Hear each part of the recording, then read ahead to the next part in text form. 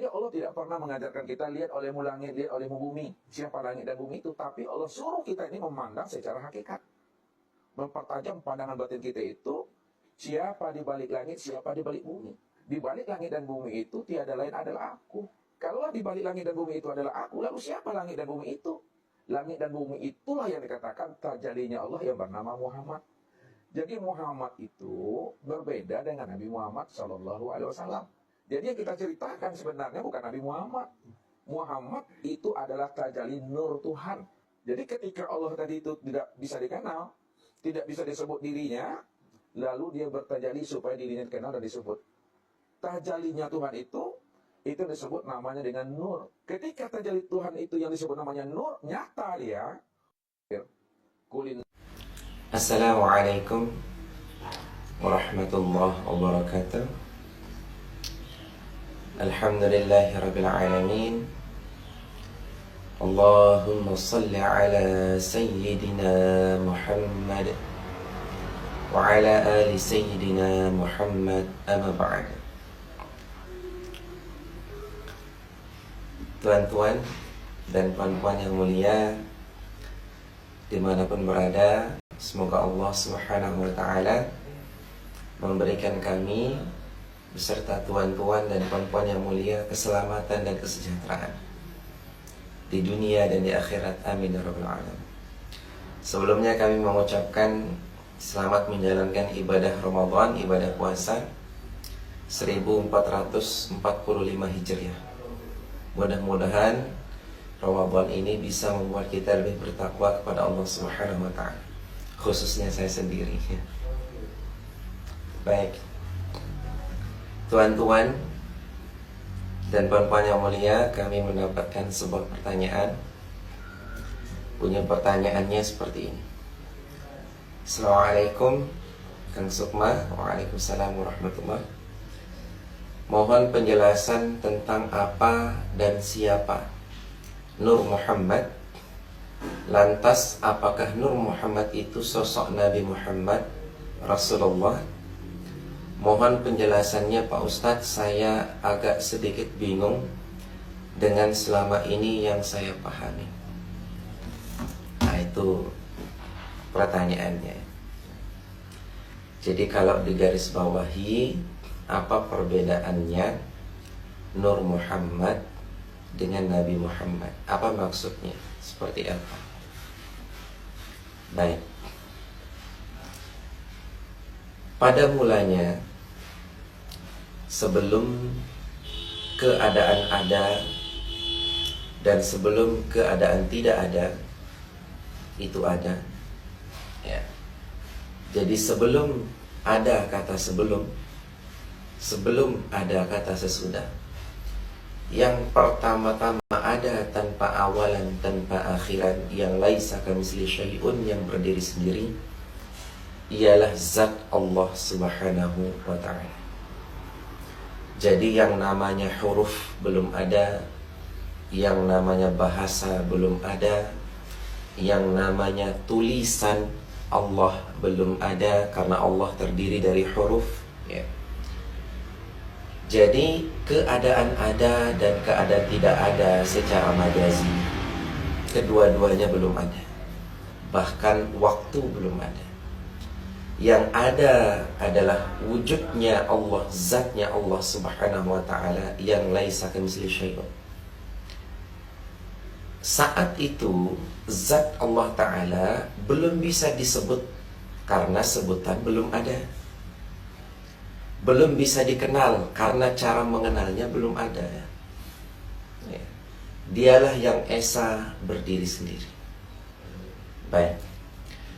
Lalu zat Allah Ta'ala yang laisa kamitslihi syai'un ini, yang belum bisa disebut dengan sebutan Allah karena huruf alif lam lam ha belum ada, ya. Yang rahasia, ya, di luar ruang dan waktu yang kita pahami ini. Zat yang Maha Esa ini berkehendak dengan dirinya sendiri untuk dikenal, ya. Jadi zat yang Maha Esa ini, yang tak terbayangkan, yang tak terfikirkan, yang gak bisa diterka-terka, ya, yang laisa kamitslihi syai'un, yang berdiri sendiri, berkehendak dengan dirinya sendiri untuk dikenal. Nah, ketika zat ini berkehendak untuk dikenal, dari kehendaknya ini, dari dirinya sendiri ini, muncullah konsekuensinya. Karena dia ingin dikenal, maka muncullah konsekuensi, yaitu 99 nama sifat Asmaul Husna. Jadi zat yang ingin dikenal ini, ketika dia ingin dikenal, muncullah konsekuensi dari kehendaknya. Termanifestasilah zat yang rahasia ini menjadi keadaan sifat yang 99 Asmaul Husna. Nah, ketika sudah termanifestasi menjadi keadaan sifat, lalu keadaan sifat ini terkonsekuensi lagi. Misal, keadaan sifat itu salah satunya adalah Ar-Rahman, Maha Pengasih. Yang dikasihi siapa? Dalam Asmaul Husna, keadaan sifat ada yang namanya Al-Khaliq, yang menciptakan.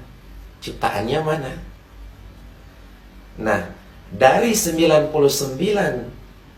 Asmaul Husna ini, atau nama sifat Allah ini, Allah Ta'ala yang bermanifestasi, zat Allah Ta'ala bermanifestasi menjadi 99 keadaan Asmaul Husna ini. Lalu Asmaul Husna ini termanifestasi kembali menjadi Nur Muhammad. Ya. Jadi bertajalli lagi menjadi Nur Muhammad. Lalu gaiblah zat Allah ini, rahasialah zat Allah ini. Lalu rahasia kembali keadaan sifat itu, gaiblah dia. Maka nyatalah entitas laten. Yang pertama kali adalah Nur Muhammad. Tapi Nur Muhammad ini tidak bisa dikatakan diciptakan, tapi dikatakan bertajalli atau manifestasi. Kenapa tidak bisa dikatakan diciptakan? Karena keadaan ada dan keadaan tidak ada. Secara majazi yang kita pahami saat ini belum ada. Ya. Nah, jadi nyatalah entitas laten yang pertama, yaitu Nur Muhammad. Jadi Nur Muhammad ini kulitnya, batin daripada Nur Muhammad ini adalah Ruhul Ahmad. Ya. Jadi zohirnya atau nyatanya atau kulitnya dari Nur Muhammad ini disebut Nur Muhammad, batinnya atau intinya disebut Ruhul Ahmad. Lalu mana zat Allah di situ? Rahasia di antara keduanya. Lalu Nur Muhammad ini nanti menjadi zahir dan Ruhul Ahmad ini nanti menjadi batin. Lalu dari Nur Muhammad ini diciptalah keadaan ada dan keadaan tidak ada secara majazi. Diciptakanlah kolam, diciptakanlah arash, diciptakan alam semesta secara nampak zahir. Jadi Nur Muhammad ini menjadi zahir, Ruhul Ahmad ini menjadi batin.